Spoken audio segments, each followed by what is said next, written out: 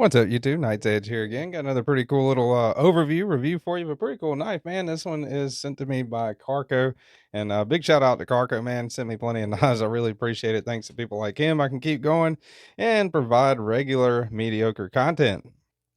Thanks to all my viewers, channel members, and Patreons. You guys are awesome. This is the Jake Hoback Knives Radford. Wow, almost forgot the name of the knife. Pretty cool.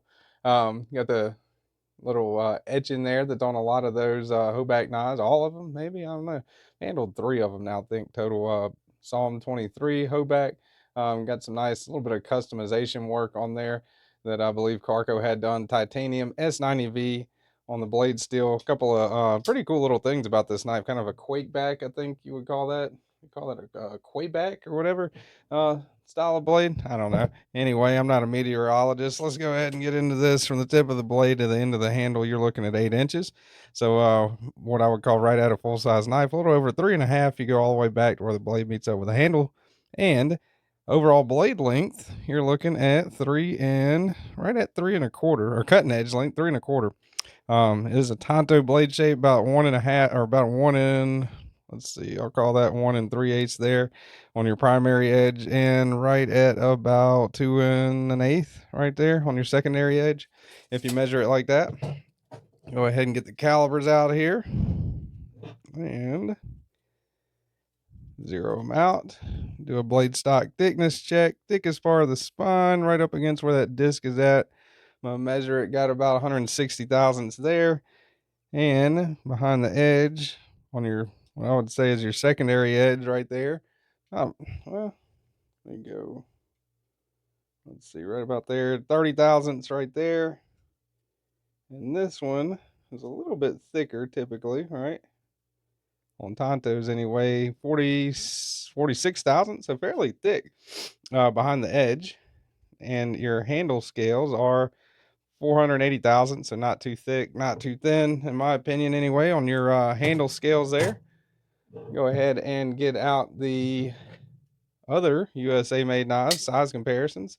That is your Chris Reeve knife Umnenzan, and this is the USA made variant, according to Carco anyway, the USA made variant in S90v. So that is your Chris Reeve knives Umnenzan and your Medford knives Slim Midi right there next to it. And a couple more size comparisons here. Ones we usually use, that's your paramilitary 2.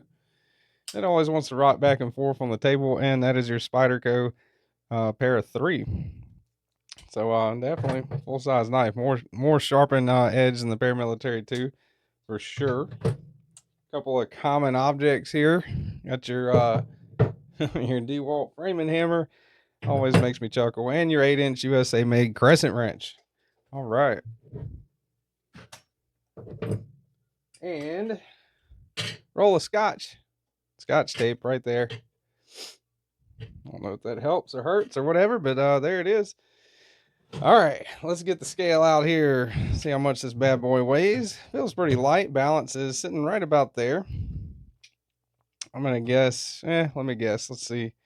Let me guess 4 and 4.5. See how wrong I am. 4.2, not too far off. A little over the blade ounce and inch ratio or whatever, but not too far over, and not an especially super heavy object. There is a little bit of internal milling there. Still got to get my flashlight out of the other room, but yeah, a little bit of internal milling there. Kind of some weight reduction. Got the old faded blue jeans here. Really long pocket clip, by the way. Goes in and out of the pocket just fine. Got a good little bit sticking up right there. Definitely not a deep carry.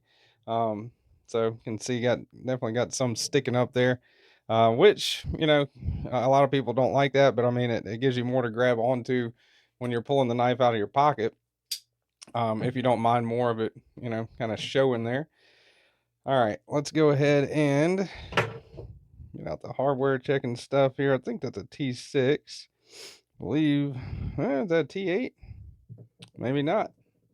Maybe a little bit bigger than a T8. Let's see what else we got here. That is a T10. Yeah, always throws me off anything bigger than a T8 because I don't have it like ready right off the bat. That's a T10 right there on the pivot. Single-sided captive pivot, which is awesome. Hardware body screws, I believe, are T6. Wanting to say T6. Maybe not. Yeah, clip screws are T6. So T10 on the pivot, T6 on the pocket clip, and T8 on the body. Okay. And that is, maybe that at one point was a Torx bit, but it's not right now. Maybe not. I don't know. Carker might have done a little something to that. I'm not sure. And you got your lock bar screw. There's a T8. And one cool thing about this knife, T8 on that lock bar screw there. This is a detent, so you can adjust the detent right there, which is pretty cool, I think. All right. So if you want to loosen it up, make it a little bit lighter, you can do that. Or if you want to make it a little bit tighter of a detent, you can do that. Right? And that's not all the way tight, but that's probably right about there is where I would kind of prefer the detent at. A little bit heavier, makes it kind of spring out there a little more whenever you do the flipper with it. Of course, it does have that thumb disc, which I'm staying away from right now because of well, obvious reasons, right? But the thumb disc does work whenever your thumb works normally anyway.